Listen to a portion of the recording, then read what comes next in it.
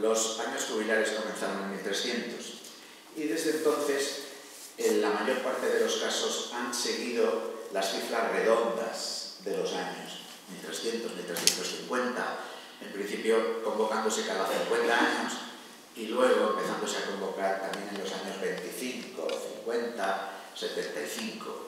Ha habido también algunos extraordinarios, pero siempre extraordinarios que de alguna forma coincidieran con un número redondo de acontecimiento de nuestra fe, teniendo en cuenta que Jesús, digamos que nace en el año 0 de nuestra era y que muere en el año 33. Entonces también el año 33 da pie y sus centenarios y sus 150, que os voy a decir a vosotros que en las cofradías amáis tanto las celebraciones jubilares y a nada que nos descuidemos se va a terminar celebrando no solamente los 50, los 25 o los 10, sino cualquier cosa. Bueno, pues la Iglesia ha convocado ahora por el Papa Francisco un año jubilar extraordinario. ¿Cuál es el motivo? Hay un motivo formal que tiene también que ver con los aniversarios, ¿veis? También con 50 años, pero ¿50 años de qué? 50 años de la clausura del Concilio Vaticano II. El próximo día 8 de diciembre hace 50 años que se clausuró el Concilio. Por eso, con motivo de la clausura del Concilio, se convoca el año jubilar. Y fijaros, en el Concilio hay una categoría que no tiene importancia desde el punto de vista de los documentos, que no tiene importancia desde el punto de vista de lo que ha sido la reforma de la Iglesia en el llamado posconcilio, pero que sí que tiene una importancia desde el punto de vista simbólico, si queréis incluso hasta estético, que es la categoría rostro, que es mencionada por Juan XXIII, por Pablo VI y por todos los padres conciliares en el mensaje final del concilio. Dice Juan XXIII, que es siempre en efecto un concilio ecuménico, sino la renovación de este encuentro con el rostro de Jesús resucitado. Luego, más adelante, el propio Papa Pablo VI va a decir: el cristianismo está constituido por los actos personales del Dios vivo que interviene en la historia para entregarse a sí mismo y a los hombres. Se nos presenta a través de un rostro incomparable, el de Cristo muerto y resucitado, revelando los rasgos infinitamente misericordiosos de un Padre que no es más que amor, a través de una multiplicidad de rostros de pobres salvados por la gloria de este rostro. El rostro de cualquier hombre, y sobre todo si los dolores y las lágrimas lo han hecho traslúcido, en él hemos de reconocer el rostro de Cristo, el Hijo del Hombre. Pablo VI. Cuando muere Juan XXIII, es elegido el cardenal Montini, Papa de la Iglesia, toma el nombre de Pablo VI, dice: quiero seguir con el concilio, y cuando se reúne de nuevo el concilio en la segunda de las sesiones, tiene una intervención en la que dice la frase que os he dicho. Juan XXIII, al inicio del concilio, dice aquella de que siempre en efecto un concilio, sino la renovación de este encuentro con el rostro de Jesús resucitado. Y el mensaje de los padres conciliares en el día que acaba el concilio, 8 de diciembre de 1965. Dirigimos todas nuestras energías y pensamientos sobre nosotros mismos, prelados, y sobre la grey que se nos ha confiado, para renovarnos de tal manera que aparezca ante las gentes el rostro amable de Jesucristo que brilla en nuestros corazones para resplandor de la claridad de Dios, rostro luminoso de la Iglesia sierva que quiere parecerse al siervo sufriente, rostro bañado de luz, destinado a comulgar misteriosa y dolorosamente con la miseria y la angustia de los más humildes, los más pobres y los más débiles, rostro que resplandecía para anunciar proféticamente al mundo, a través de la participación en el servicio de la inmolación en la cruz del Señor, la transfiguración por el rostro del resucitado de todos esos rostros de hombres angustiados por la ignorancia la miseria, el hambre, el sufrimiento y la muerte. Rostro del Señor para descubrir nuestro rostro y para poder contemplar los rostros. Rostro, que es una categoría antropológica extraordinariamente personalizadora, porque en nuestro rostro están nuestros ojos, y en los ojos la posibilidad de mirarnos y sostener la mirada, que a veces nos cuesta. En los rostros están nuestros ojos, nuestra mirada, la capacidad que tiene la mirada de dejar traslucir el hondón del propio corazón, del alma. En el rostro están los labios, la boca y por tanto la posibilidad de comunicar, de decir. Y en el rostro están también nuestros oídos y la posibilidad de escuchar. Rostro de Cristo, que nos mira con un amor tierno, porque el mirar de Dios es amar, dijo siglos después Juan de la Cruz. O si queréis, había dicho antes, siglos antes, Juan de la Cruz. Porque Jesús es la palabra de Dios hecha carne, y a través de su voz nos llega la buena noticia del Dios viviente. Oídos del propio Señor, que atiende y escucha nuestras súplicas y plegarias. Rostro que nos permite mirar y recibir la mirada. Rostro que nos permite comunicarnos, escuchar y decir. Rostro que por otra parte es también la intimidad del ser. Quizás en Valladolid nos hubiera gustado más que el Papa Francisco hubiera dicho, en vez de misericordiae cultus, misericordiae cor, porque somos la ciudad del corazón de Cristo. Porque en Valladolid el Señor hizo la promesa, renovó la promesa. Pero no es una imagen extraña a la imagen de corazón, la imagen de rostro. Yo, en el texto que me he hecho de la misericordia cultus, he puesto el corazón de la Basílica Santuario de la Gran Promesa. Rostro y corazón. Ahí tenemos un poco el porqué del título y también de la razón formal, los 50 años de un concilio en el que la categoría rostro aparece de una forma sorprendente en las palabras del Papa Juan, del Papa Pablo, Juan 23, ya San Juan 23, Pablo VI, ya Beato Pablo VI, de los padres conciliares, y ahora, en el hoy del tiempo, en este texto de Francisco, el Papa que preside la caridad de las iglesias hoy. Pero hay una razón, debajo de la razón formal, hay una razón material, de fondo, en el proyecto, podríamos decir, evangelizador del Papa Francisco.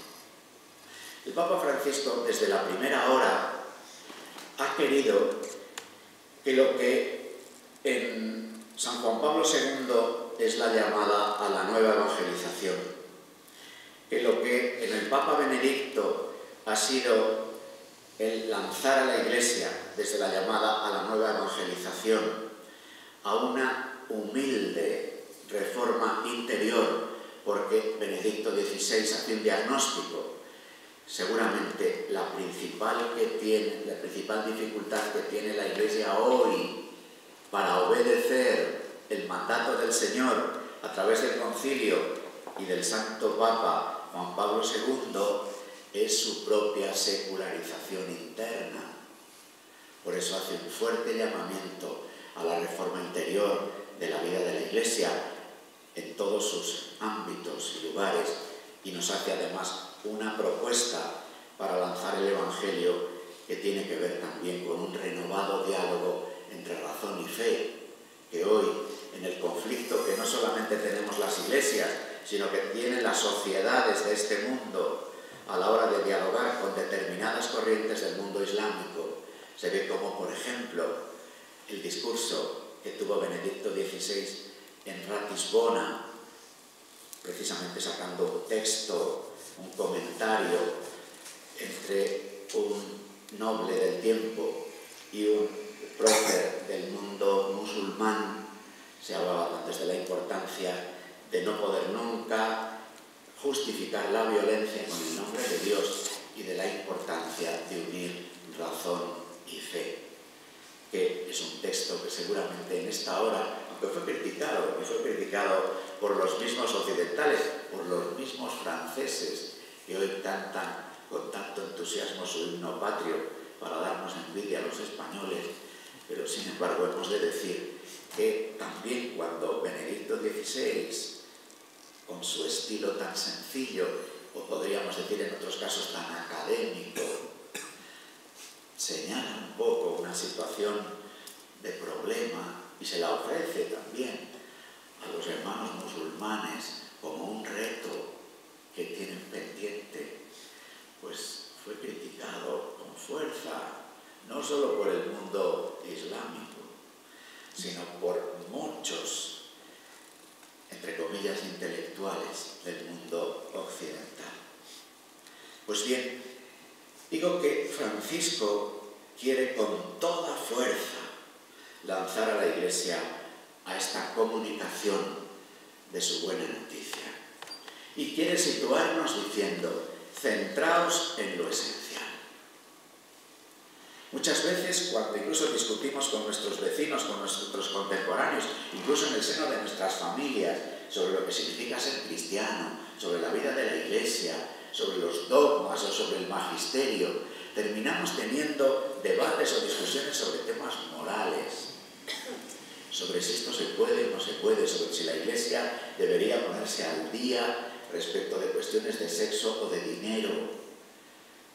Y los temas morales, que evidentemente tienen importancia, no se entienden si no se comprende que el fundamento de una propuesta moral es una comprensión antropológica y que el hondón de una propuesta antropológica es una propuesta de Dios.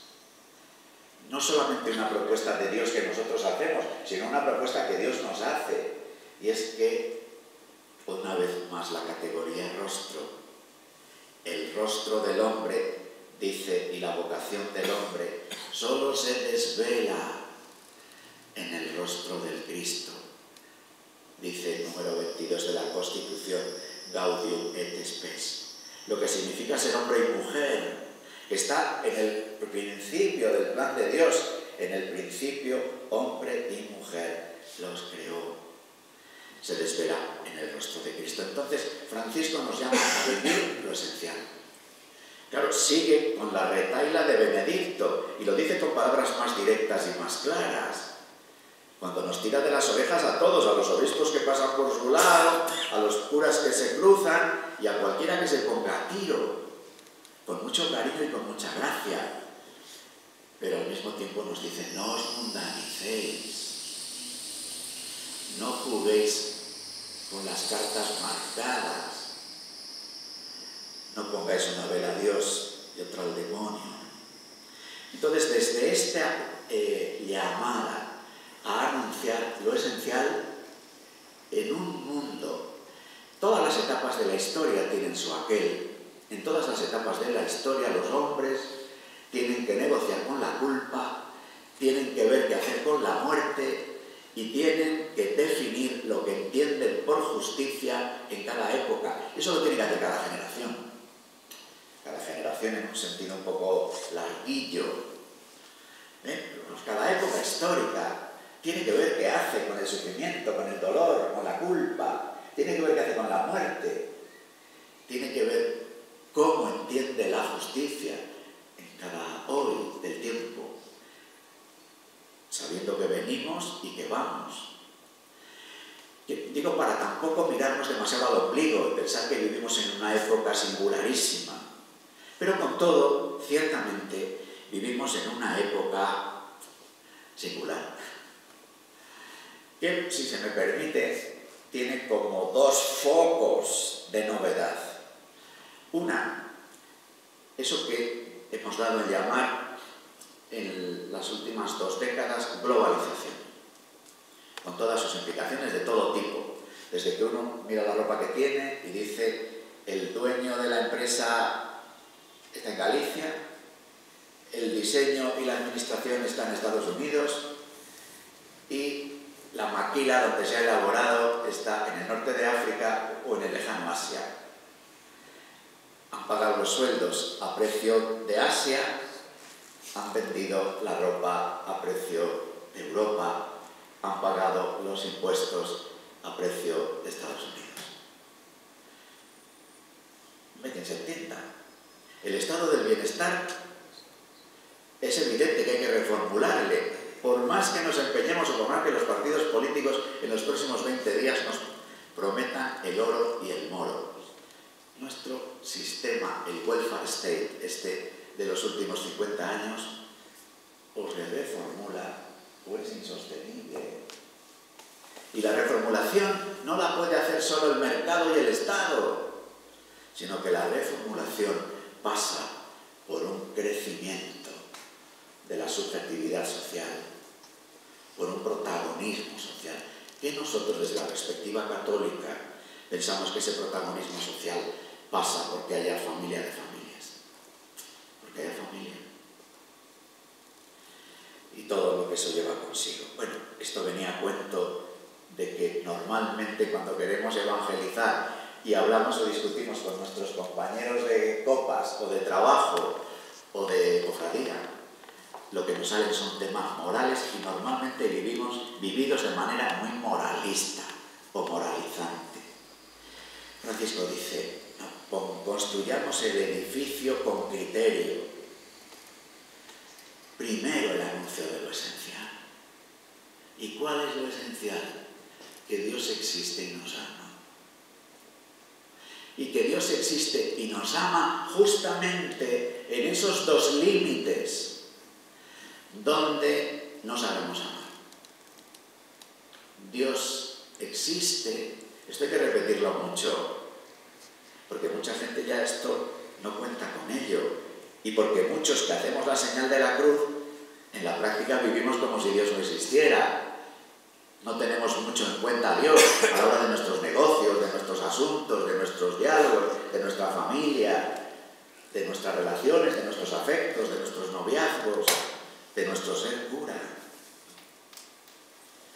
Hay que nombrar a Dios, sacarle del armario a Dios. Bueno, pues Dios existe y nos ama, y en un amor que no se detiene donde nosotros nos detenemos. ¿Dónde se detiene nuestro amor?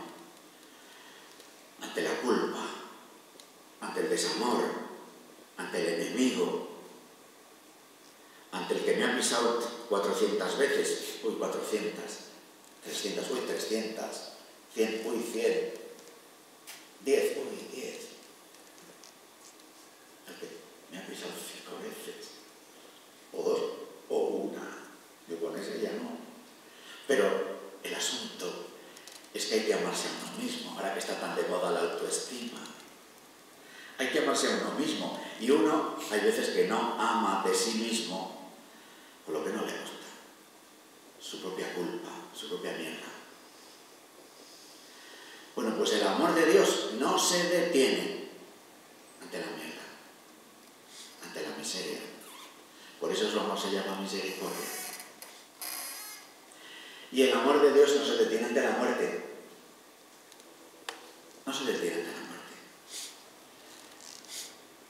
Nuestra muerte, la muerte de cada uno, la muerte de las personas a quienes queremos, la muerte es un fracaso. Pues el Señor no se detiene ni ante el pecado, culpa, dolor, ni ante la muerte. Se llama misericordia. El corazón humano sabe amar, pero sabe amar y su amor a veces es muy superficial y lo llamamos lástima.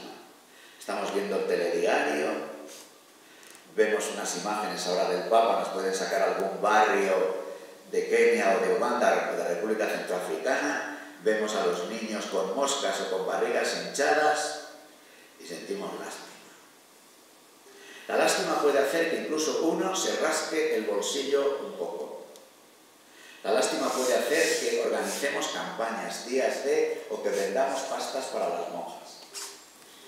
La lástima es un sentimiento noble que puede no serlo y que provoca en nosotros una emoción, a veces hasta unas lágrimas. Hombre, yo veo algunas películas de esos buenos melodramas y lloro. Bueno, bendito sea Dios, producen una emoción. El corazón humano es capaz de compasión, también es capaz de compasión. Es decir, ante el sufrimiento de un amigo, de un familiar, de alguien a quien conozco, se produce en mí un movimiento que puede hacer que pase horas, que esté tiempo. Es incluso un movimiento de compasión ante las realidades, por ejemplo, como el ejemplo que decía antes, de los niños de la barriga gorda y las moscas en el rostro. Pues uno puede decir, puede clamar por la justicia, e incluso puede dar algunos pasos de compromiso público por la justicia. La compasión tiene capacidad movilizadora. Pero no somos capaces de misericordia. La misericordia es un amor singular, específico, propio de Dios. Quizás lo más semejante al amor misericordioso es el amor de una madre. Perdonad que os ponga un ejemplo un poco truculento. Vuelvo otra vez que estemos viendo el telediario en la comida o ahora, en la noche, los noticiarios. Vemos un accidente de tráfico. Nos dicen en Valladolid. Uno puede, incluso ve en Valladolid. Ay, si conozco el coche. Entonces ya te levantas, incluso miras al teléfono, a ver si te han mandado algún aviso. No te digo nada si reconoces el coche y sabes que en ese coche iba tu esposo o tu esposa o un hijo tuyo. Entonces sí que se produce un vuelco del corazón, una angustia. Bueno, pues el amor misericordioso de Dios tiene en la tradición bíblica dos palabras, dos expresiones. Una es rahamim, la raíz de esta palabra es útero de madre, útero de mujer, estremecimiento, conmoción de las entrañas. Esta palabra, algunas Biblias lo traducen así, ¿no? Es verdad que muchas de nuestras Biblias traducen esta palabra, que solo tendría como traducción válida misericordia o estremecimiento de las entrañas, muchas veces es traducida como compasión, porque es una palabra que nos llega más, ¿no? Pero si vamos al original griego, la palabra es conmoción de las entrañas, como un retorcimiento desde dentro, como un vuelco, como un amor desde las tripas, desde las entrañas. Y la otra palabra es Gesed. Gesed diría, el amor misericordioso de Dios es el amor propio de un padre que es fiel a la palabra dada. Y Rahamim es el amor de una madre que siente cómo se le conmueven las entrañas ante lo que les pasa a sus hijos. Es el amor misericordioso. Es el amor de un padre-madre. Es el amor que conjuga al mismo tiempo fidelidad y ternura, que conjuga verdad, justicia y perdón, que nos resulta tan difícil de conjugar a los humanos. Porque hay veces que con la verdad lo que hacemos es darnos un estacazo. Te vas a enterar que te digo la verdad. Y es una verdad que está teñida de otras cosas. O a veces ofrecemos un perdón, que es pasar la mano como por el lomo, como por encima del hombro, pero que al mismo tiempo ese perdón deja que siga la injusticia. O se construye tapando la verdad. Sabemos bien que cuando un perdón mantiene la injusticia o cuando un perdón se construye desde una mentira, no dura. Y entonces se provoca una reacción peor, porque resulta que te perdoné, pero sigues igual. Te dije perdón porque me has dado un pisotón, pero no levantas el pie. Sigues pisándome. El amor misericordioso es el amor que es capaz de reunir verdad, justicia y perdón. Que el perdón se ofrece y se va adelante, y que abraza, y que precisamente como sabemos que el perdón va adelante, uno pierde el miedo a decir la verdad de su vida. Y uno pierde el miedo a restituir en la justicia. Es el amor que solo Dios es capaz de amar. Pero, oh milagro de la vida cristiana, nosotros por el bautismo, por la confirmación y por la Eucaristía podemos participar de la vida de Dios. Y uniendo la gracia de Dios a la libertad humana, uniendo el amor misericordioso de Dios al amor que hay en el corazón humano, para poder hacer ensayos de amor misericordioso. Y perdonar, y poner la otra mejilla, y amar a los enemigos, y estar dispuestos a sufrir por la verdad y a trabajar por la justicia. Es el amor misericordioso de Dios. Entonces Francisco nos invita a vivir lo esencial. Lo esencial. Desde ahí, entonces dice, a través de este año, como todos los años jubilares, como el amor de Dios no se detiene ante la culpa, ¿cuál es una dimensión que nos llega siempre de los años jubilares? Que en los años jubilares la Iglesia, el Señor a través de la Iglesia nos ofrece una indulgencia.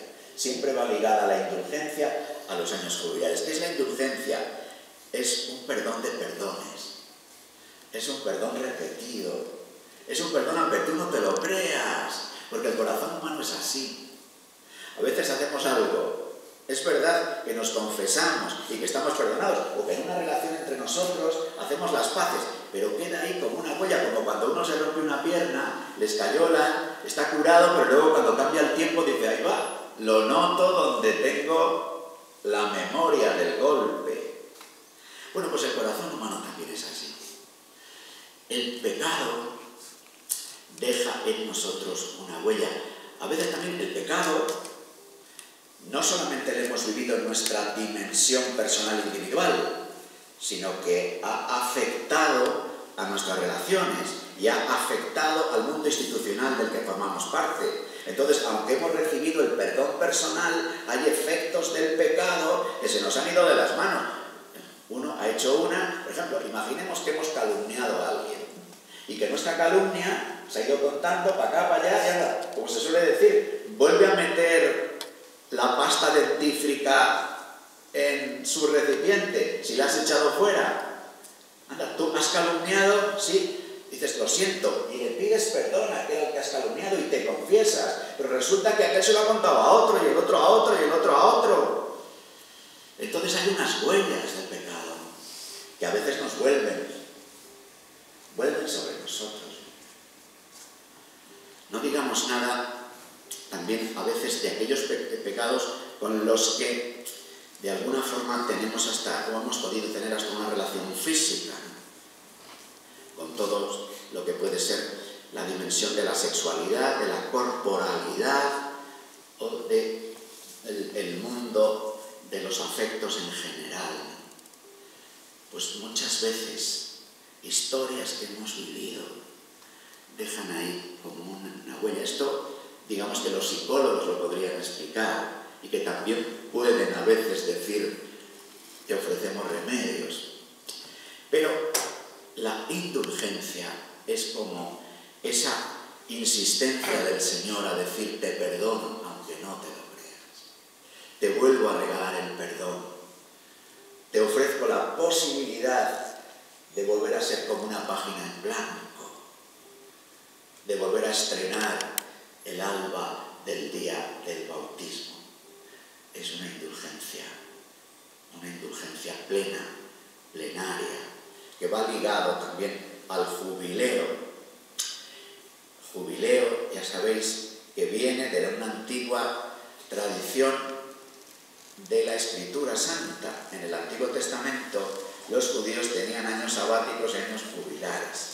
Los años sabáticos eran cada 7 años, sabbat, el sábado, el séptimo día.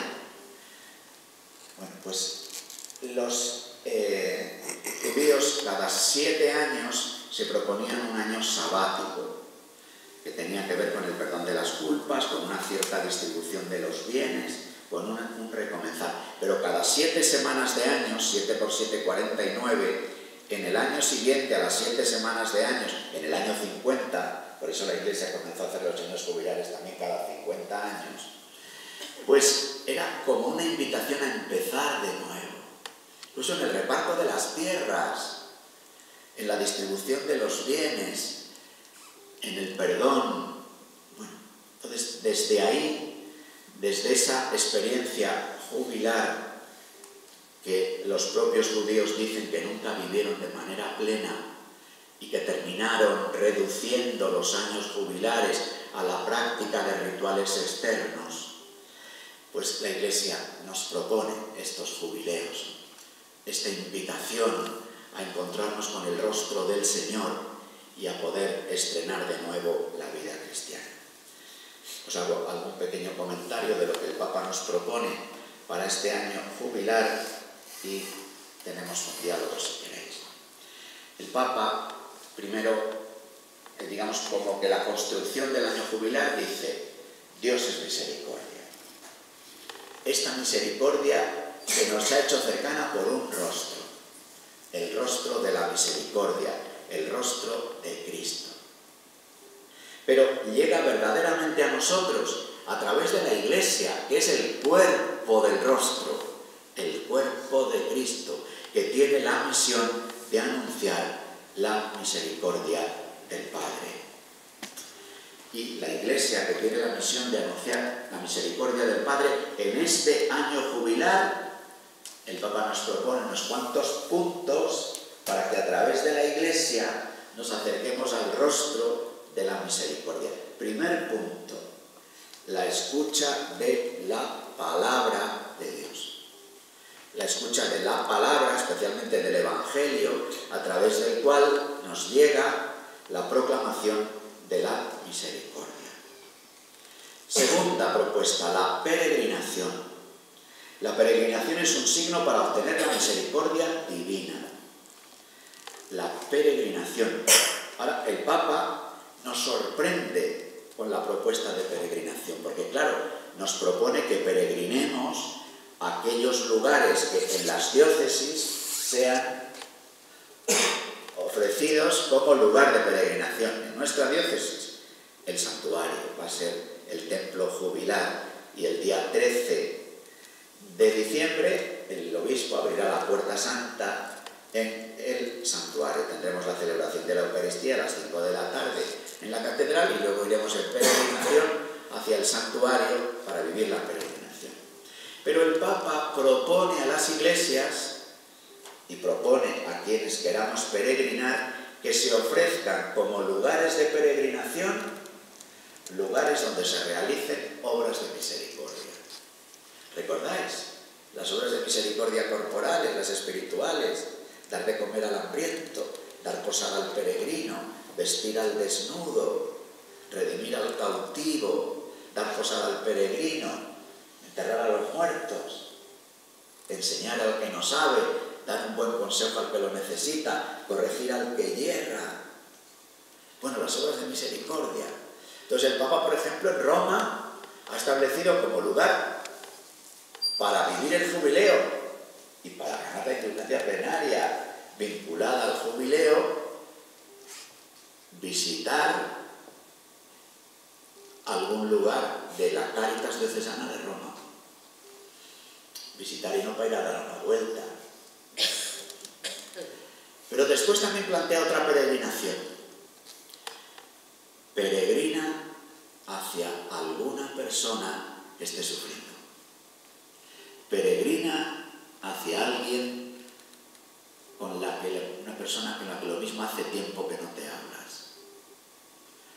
Peregrina y busca a alguien con el que experimentéis los dos, que lo mismo precisáis, el abrazo de la misericordia para abrazaros, porque hace tiempo que reñisteis. Esta es más difícil. Peregrinar al santuario solo o como cofradía, en procesión o sin procesión, eso está genial, pero es relativamente fácil. Peregrinar y hacer una obra de misericordia, pues está bien, pero te complica un poco más la vida. Pero peregrinar a donde hay un límite, peregrinar a donde solo te atreves a peregrinar sostenido por la confianza de Dios, porque tienes que estar dispuesto en esa peregrinación a llevarte una mala cara, a recibir un portazo. Y entonces el portazo es la penitencia. Jubilar. Es la penitencia mayor que las 3 Ave Marías que te pueda decir un cura cuando has confesado los pecados.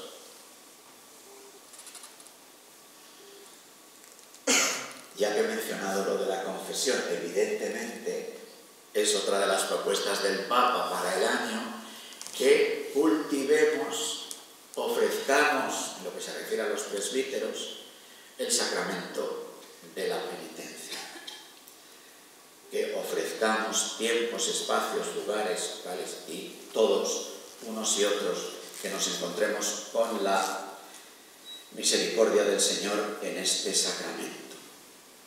Dice el Papa, más allá de la peregrinación, abrir el corazón a cuantos viven en las periferias existenciales, esta expresión que el Papa ha hecho famosa, y que el mundo moderno crea dramáticamente. Dice aquí entonces, redescubramos las obras de misericordia corporales y espirituales. La cuaresma que es un tiempo especialmente fuerte en una compañía de amigos como esta vuestra, dice, la cuaresma jubilar debe ser vivida con mayor intensidad. La meditación de la palabra para descubrir el rostro misericordioso del Padre, el camino de la oración, el ayuno y la limosna. La iniciativa 24 horas con el Señor, que venimos haciendo ya los 2 años anteriores, que es en el viernes sábado anterior al 4º domingo de Cuaresma, la invitación que nos ha hecho el Papa estos años de que al menos en cada diócesis hubiera un templo que estuviera abierto las 24 horas, ofreciendo la adoración del Señor y el sacramento de la penitencia, y que este año invita a que esta experiencia pueda extenderse y abrirse más templos, más tiempo en ese viernes y sábado que anteceden al 4º domingo de Cuaresma. El Papa propone también, lo va a hacer él desde Roma, enviándolo por todos los lugares de la tierra, y propone que lo hagamos en las diócesis, que haya misioneros de la misericordia, sacerdotes enviados para anunciar la misericordia y el perdón de Dios.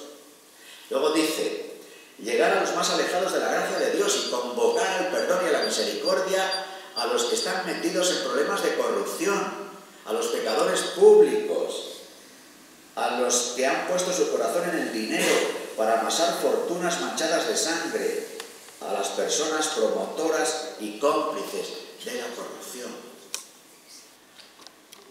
El Señor perdona a todos, te ofrecemos el perdón en la verdad de tu situación, en la justicia de la restitución, el perdón en la verdad.